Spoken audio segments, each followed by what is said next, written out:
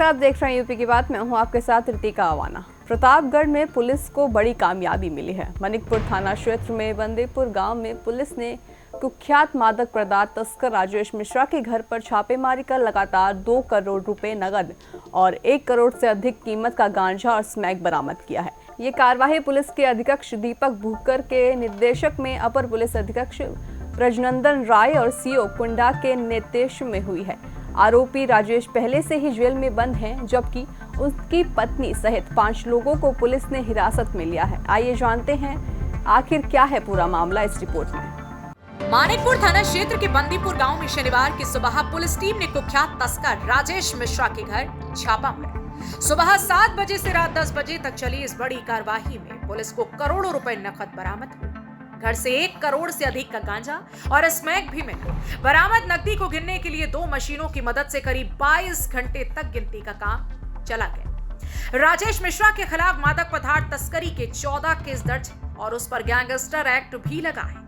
देखिए, मानिकपुर जो police team है उसको सीओ कुंडा जो है उस टीम को लीड कर रहे थे और उनके द्वारा मानिकपुर में एक राजेश मिश्रा जो ड्रग माफिया है और वो अभी जेल में निरुद्ध है, तो उसके घर पे ये दबिश दी गई थी और उसमें भारी मात्रा में कैश और ड्रग्स जो है वो मिली है। जो वहाँ पे कैश जो बरामद हुआ है उसमें 2 करोड़ 1,55,345 नगद जो कैश है वो मिला है। वो डिफरेंट डिनोमिनेशन में है। उसमें 500, 100, 200, 50, 20 और 10 इनके नोट्स जो है वो बरामद हुए हैं। इसके साथ साथ वहीं से लगभग 6 किलोग्राम गांजा और 577 ग्राम जो स्मैक है वो मिली है, 570 ग्राम।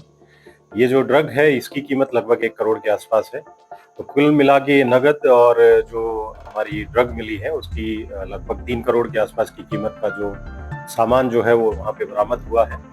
इसमें हमने 5 जो अभियुक्त हैं उनको गिरफ्तार किया गया है, जिसमें राजेश मिश्रा जो है उसकी पत्नी, उसका एक लड़का और एक उसकी लड़की, वो इसमें गिरफ्तार हुए हैं, जिसमें रीना मिश्रा, विनायक मिश्रा और कोमल मिश्रा। उसके अलावा यश मिश्रा और अजीत कुमार मिश्रा जो इनके पटीदार हैं, उन दोनों को भी वहीं से गिरफ्तार किया गया है और उन्हीं के कब्जे से उनके जो ये मकान है जिसमें रेड की गई थी उसी से ये कैश जो है वो बरामद हुआ है। इसमें अग्रिम जो कार्रवाई है वो पुलिस के द्वारा की जा रही है और पुलिस जो टीम थी इसमें उसको मेरी तरफ से 25,000 रुपीज का रिवॉर्ड दिया गया है। सर, कितने घंटों तक नोटबुक गिनती हुई है? कैसे आप लोग यहाँ तक? देखिए, ये इनिशियली हमें इनपुट एक ये मिली थी कि उसकी वाइफ जो रीना मिश्रा है, राजेश मिश्रा की वाइफ, उन्होंने उसके जमानत में कुछ फर्जी प्रपत्र लगाए हैं। तो जो जामीनदार जिसके डॉक्यूमेंट्स लगे थे उसको जब थाने पे बुलाया गया वेरिफिकेशन के लिए, उसने ये बताया कि मेरे द्वारा ना तो इनके बेल के लिए कोई प्रपत्र दिए गए हैं और इन्होंने हमारे डॉक्यूमेंट्स का मिसयूज किया है। उसी में एक एफआईआर दर्ज हुई थी और उसी एफआईआर में आगे की कार्रवाई करते हुए जो सीओ कुंडा और थाना मानिकपुर की टीम ने वहाँ पे दबिश दी थी और उसी में ये जो कैश की और जो ड्रग्स हैं उसकी बरामदगी हुई है। और इसमें क्योंकि डिनोमिनेशंस 10, 20, 100, 200, 500 की कैश भारी मात्रा में था, उसकी काउंटिंग में लगभग 22 घंटे जो है पुलिस टीम को लगे हैं।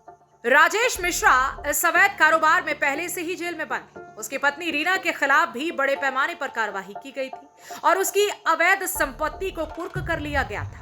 पुलिस ने तस्कर की पत्नी रीना समेत बेटे, बेटी और 2 अन्य लोगों को हिरासत में लिया है।